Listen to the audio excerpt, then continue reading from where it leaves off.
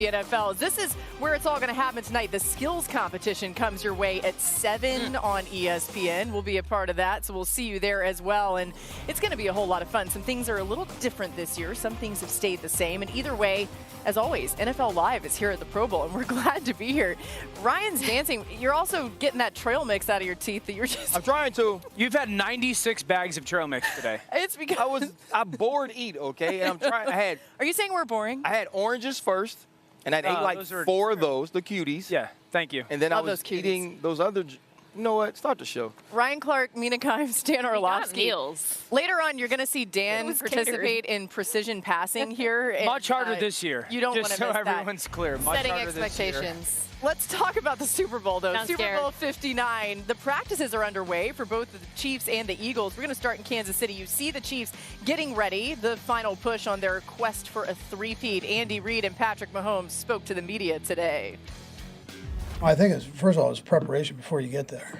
You've got to, you got to make sure that you have everything going. You know your juices are going to be flowing. So you've got to make sure you get in there and prep, and so you're not thinking about things while your juices are going as much as you're just going out and playing. There's been games where we started fast and we have lulls, but you have to be able to deal with adversity, and whenever you have those moments, just being able to respond. And so we've played a lot of good teams in the Super Bowls, a lot of good defenses, and we've done a good job of kind of figuring out. But if we can start fast, obviously it would help out and make it to where we don't have to necessarily have a fourth quarter comeback every time. But however you find a way to win, you find a way to get a win. Michelle Steele is in Kansas City. She joins us now. And Michelle, this is the only time this week that we'll hear from the Chiefs. What stuck out to you? Yeah, you know what, Laura? As you well know, I have been here periodically throughout the regular season, extending back to training camp in St. Joe's.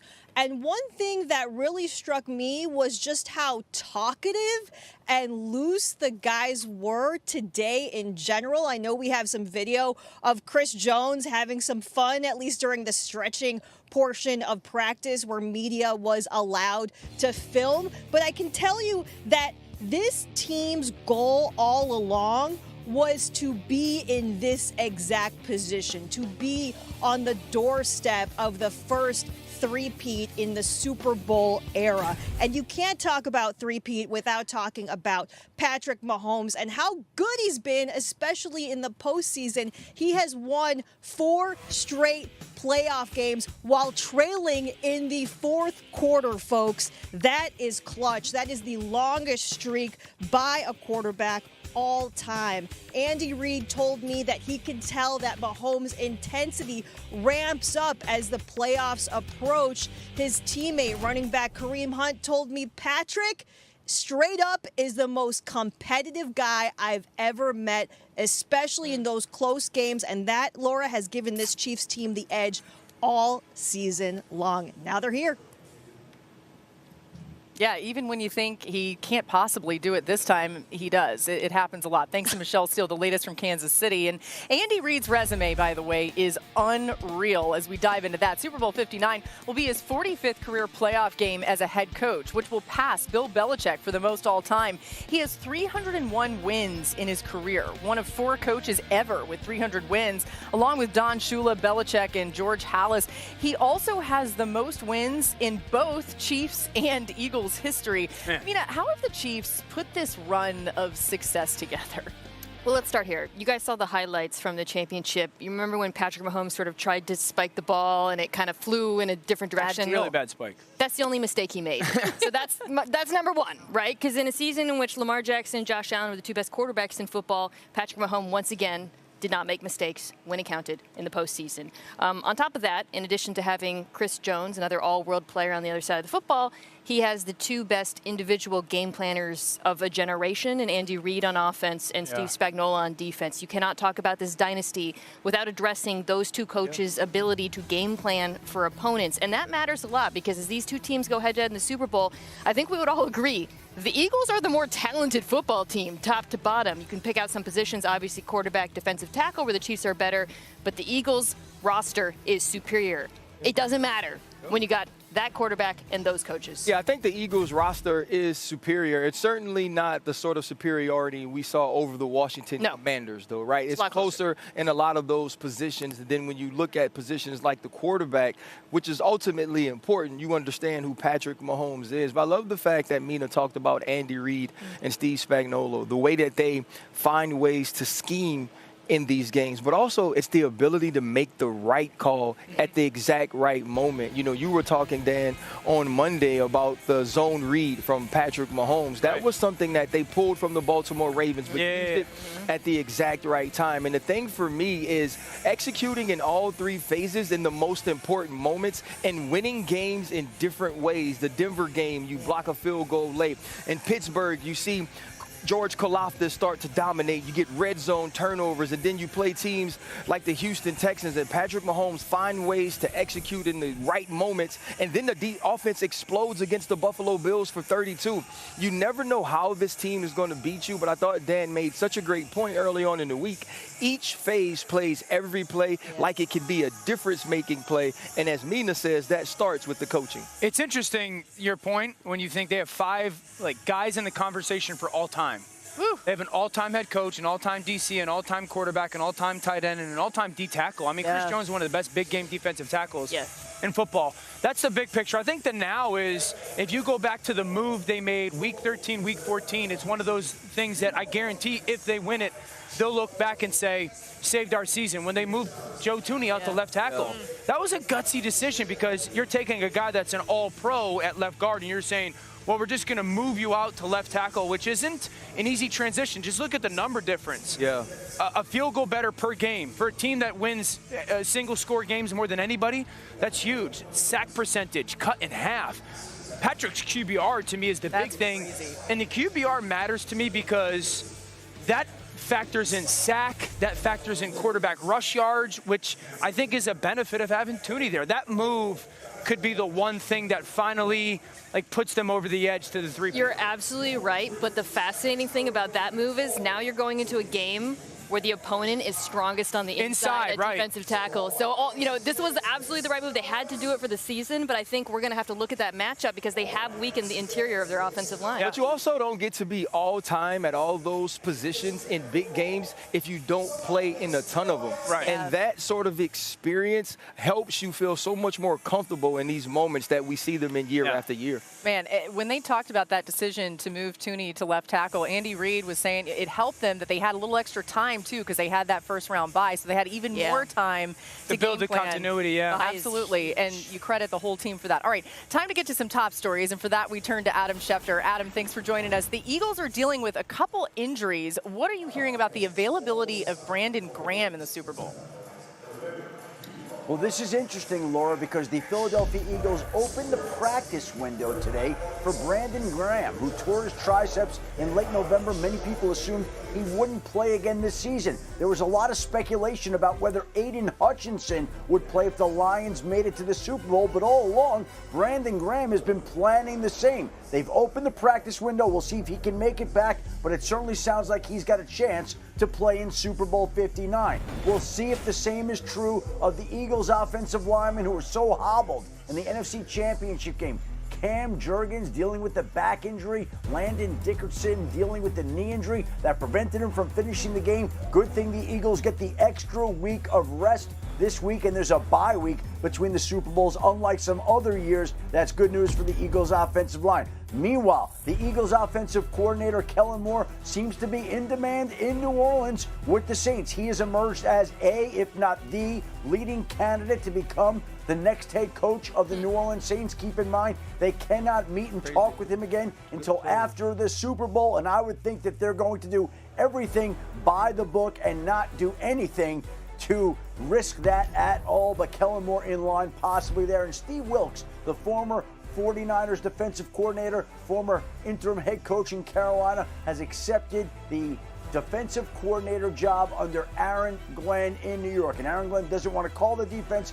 He's planning to turn over that responsibility to Steve Wilks, so it's a nice opportunity for a guy who sat out of football last year, one of the classier guys around. Yeah.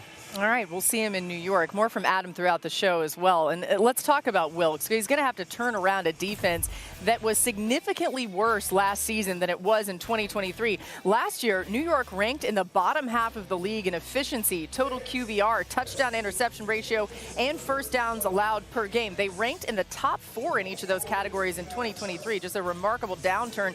RC, how do you like the match of Wilkes with Aaron Glenn? You heard Adam saying there, Glenn doesn't want to call the defense. How do you like that matchup in those two guys in New York? Well, to me, they're a little different in approach, but I believe that Steve Wilkes is an excellent defensive coordinator. I also know that he's a great leader of men. And although the Jets didn't focus on it like Jerry Jones did with Brian Schottenheimer, Aaron Glenn is also a first-time head coach. Yeah. So now you bring in a defensive coordinator who does have head coaching experience, not only in Arizona where he was only there for a year, but he did an amazing job as the interim head coach of the Carolina Panthers and had an opportunity to get that job. And so it's great to have someone on the coaching staff that you can lean on for certain decisions and understandings of how you want to run things. So I believe that this is great for Aaron Glenn. He doesn't have to focus on the defense, but also has someone to bounce things off of that understands the position that he's now in. Yeah, that's a great point about his leadership background and that coaching background. I really like it from that angle. I like that Aaron Glenn is giving up some responsibility so he can focus on kind of the CEO aspect of being a head coach. I'm interested in seeing how it plays out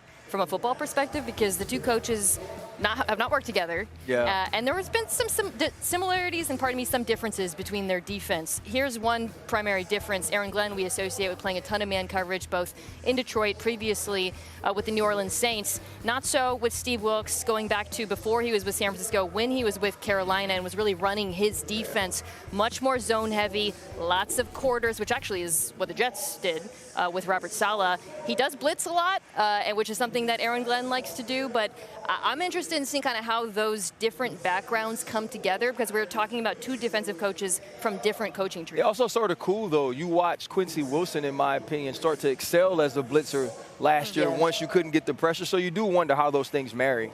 You guys like the fact that he's given up play calling as a head coach? Yes. Why?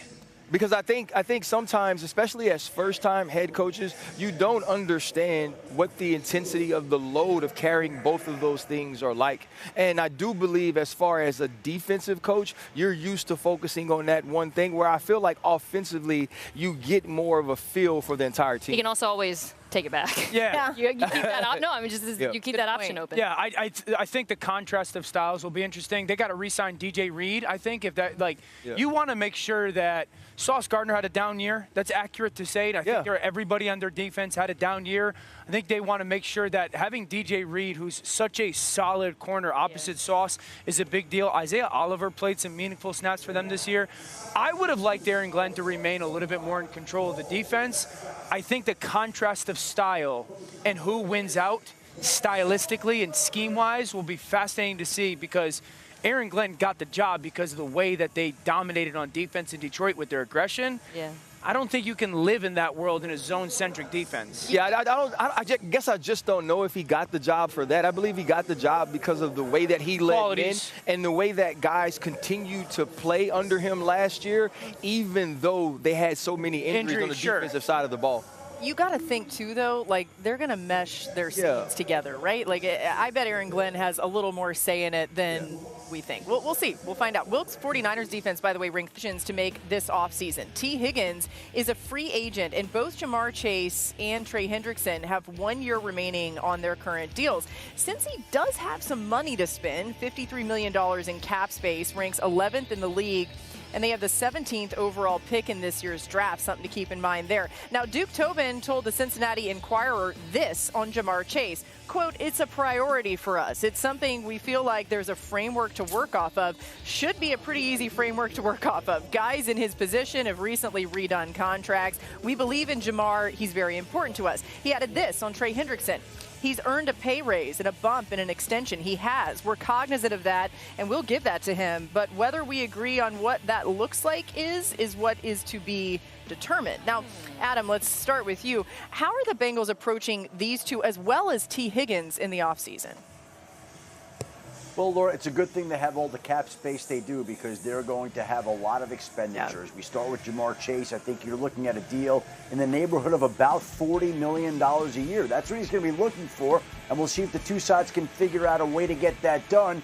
Clearly, they want him back, as they should want him back. He's as good as any wide receiver in football, one of the best players in the league, and they're going to want to get that deal done. And I'm going to guess that deal is somewhere around $40 million per year. Trey Hendrickson has been in search of a new deal since last year when he asked for a trade and didn't get it. And so he's going to want to be paid top dollar. And meanwhile, T. Higgins is scheduled to become a free agent. Now, they could put the franchise tag on him. I don't know what that solves long term and if that will make him happy. But one thing to keep in mind here, T. Higgins hired an agent that represents Jamar Chase. So the same agent is operating with both wide receivers as he deals with Cincinnati this offseason. That could make things interesting. That may be one way to keep them all together, but certainly it is not going to be cheap to get that done.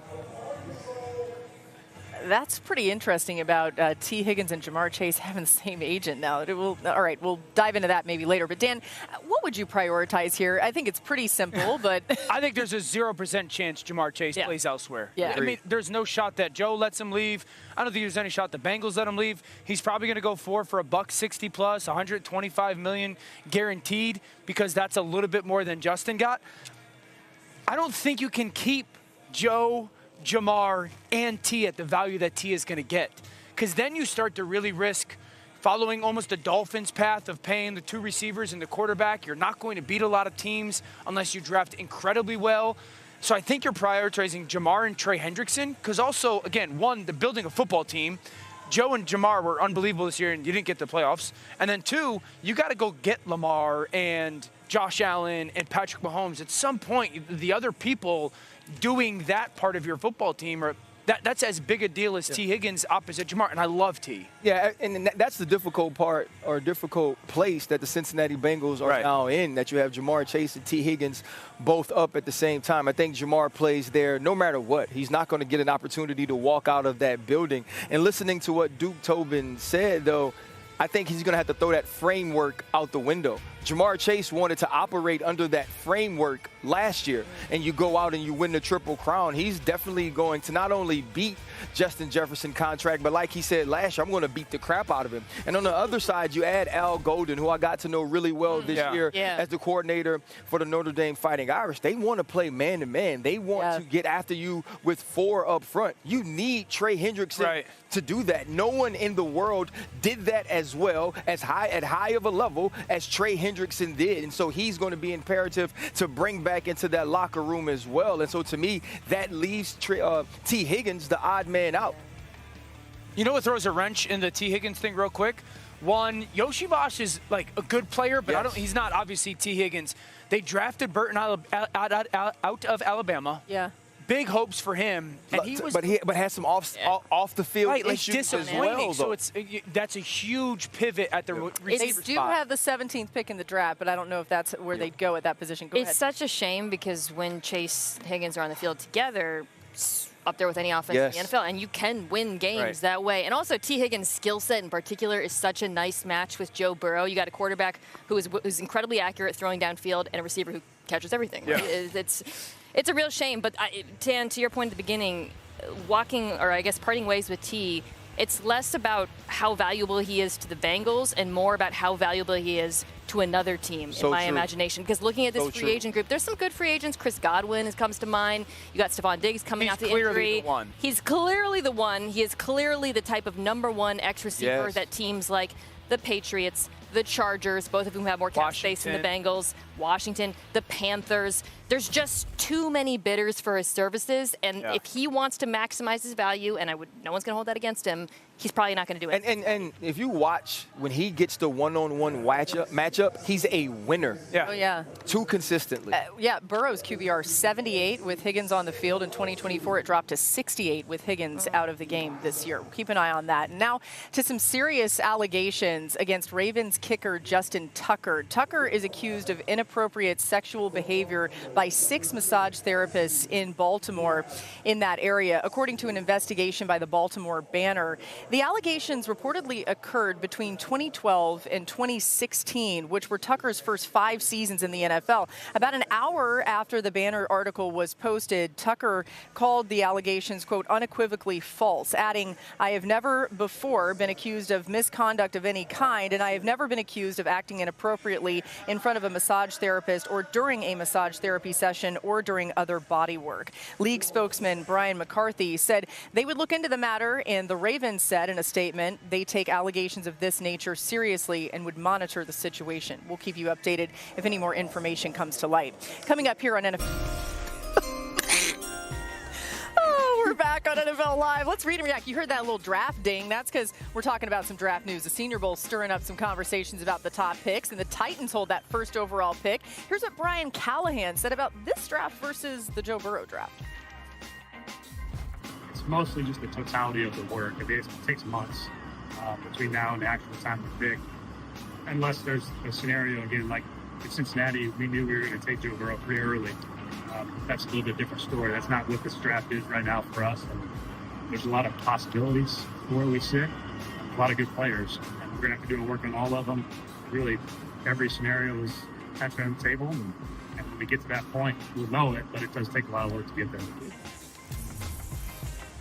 Some interesting truth there. Mina, do you see the Titans drafting a quarterback at number 1? That doesn't sound like a man who's going to draft a quarterback, reading between the lines. And I think that would be a good decision because first of all, there is no Joe Burrow in this draft. I think if you drafted a quarterback, you'd be setting him up to fail or at least struggle, perhaps with the state of the roster. Yeah. So if I'm the Titans at 1, I either go best player available, maybe Travis Hunter, Abdul Carter on defense, or I consider trading down because there's a lot of needs on both sides of the football on that team. It's a big part of why their record is what it was this year, enabling them to get the number 1 overall pick. The Browns hold the 2nd overall pick, and GM Andrew Berry has heard some of the rumblings we've probably all heard about Shedeur Sanders and Dion maybe wanting to control where Shedeur is drafted. But Berry said this when asked if Dion or Shedeur would have a problem being drafted by Cleveland. Quote, "I don't anticipate that being a problem. Shedeur is a really impressive young man. He's poised, he's calm, he's smart, and you can tell that he's been raised by, quite honestly, a Hall of Fame dad.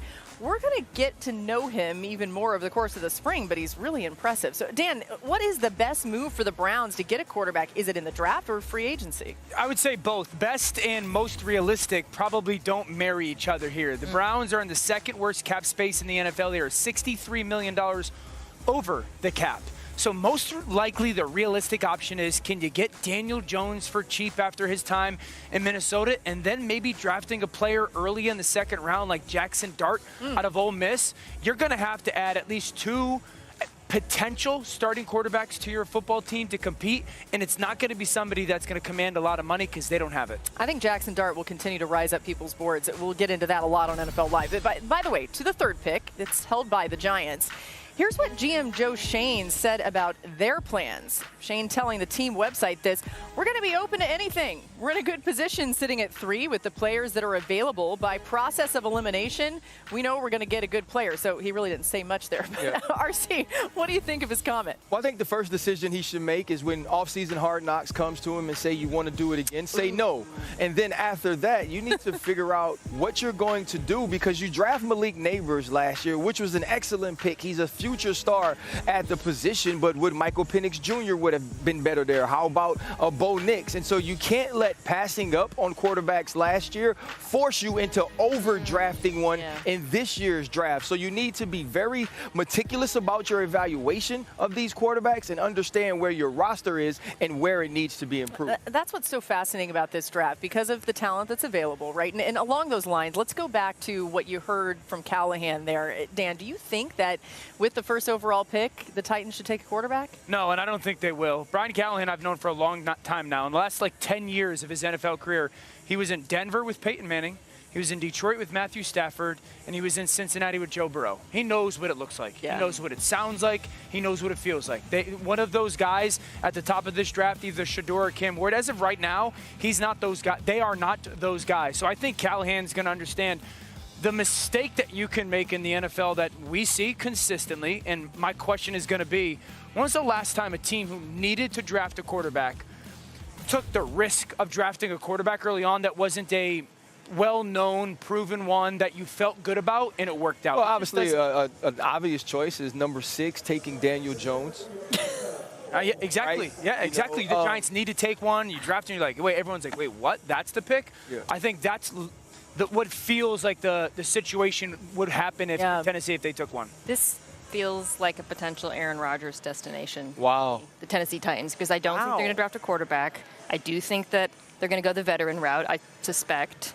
And he's the type, like his style of play, that style of offense. With his offense, does Callahan, mesh recently a little bit well. Cincinnati-ish. So, but With Mina, Brian Callahan. do you think that's a better route for a young coach like Callahan to go than taking a guy in the draft who may not be ready for that I position? think you're doing both. I do. Okay. Yes, because your priority now is to address the roster. I really think we know if Aaron Rodgers is playing there, it's not more than for a year or so.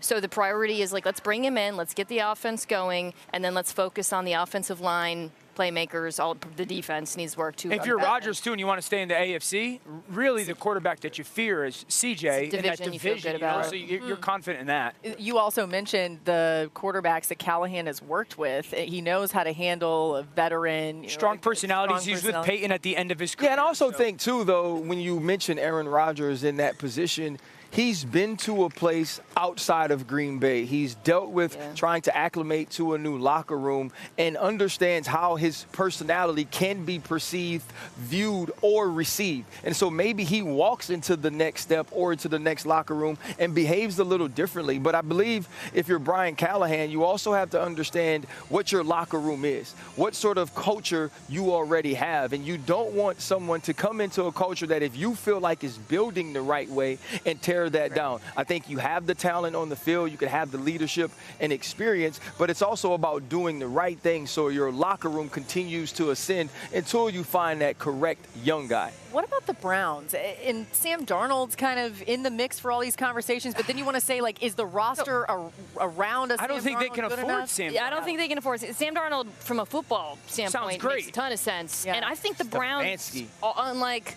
Yeah, right? Doesn't that make sense? I think the Browns, in contrast with the Tennessee Titans, are a good place for a young quarterback. I agree. I would draft one. I mean, I got to take, look at, I haven't really evaluated the quarterbacks in this draft very much, but I think the offensive line had a lot of injuries this year. Skill players are good, underrated. Defense is still good. This, to me, is one of the very few places where the team needs a young quarterback, and the young quarterback might actually thrive, Ryan. Yeah, I would love that. And you think, when you look at Kevin Stefanski, one of the reasons this team makes it to the playoffs 2 years ago was his ability to work with all the quarterbacks that were in that locker room. And this year was a little different, but Kevin Stefanski has a proven scheme. He has an understanding of offensive football that allows quarterbacks to thrive. And so if you get a young guy, I believe he understands how to protect him, but also allow him to unlock and unleash what he does well with some skilled players who I think personally, especially with Jerry Jeudy and the way he played last year, that can really make plays. It's interesting. Tommy Reese, of course, takes over as the offensive coordinator there, who's already on the staff.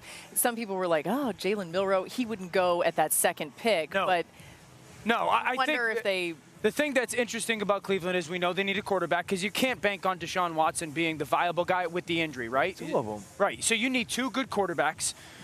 You're going to roll the dice if you're drafting one of them. But here's like the Deion part of this is a very real conversation. I don't care what anyone says. With all due respect to Deion, I would be very surprised if Deion was very comfortable with Shedeur going to Cleveland because of what has happened over the past couple of years in the quarterback situation there. But he should be from a football standpoint. Yes. I agree. Much better place for him. Than I agree with that. And Andrew Berry and Stefanski, everybody that talks about them, they say they're as good a combination in the league. And they've had success with quarterbacks, even though they've sustained some injuries at the position. When they've had stability at that position and someone who is playing at a decent level, we've watched Kevin Stefanski allow that player to shine and to thrive. And so I just don't see Deion Sanders understanding the game the way he does, having a problem with him going there. And the Shedeur style-wise is a much greater fit in Cleveland than great Cam fit. Ward is. You got a play caller who was recently in college. I just think it makes a lot of sense. It's a fair point. It's going to be super interesting to follow and see if somebody tries You heard it here all the first. way Dan up there. says Shedeur to Cleveland. Well, at first he Shedeur didn't. and Daniel Jones.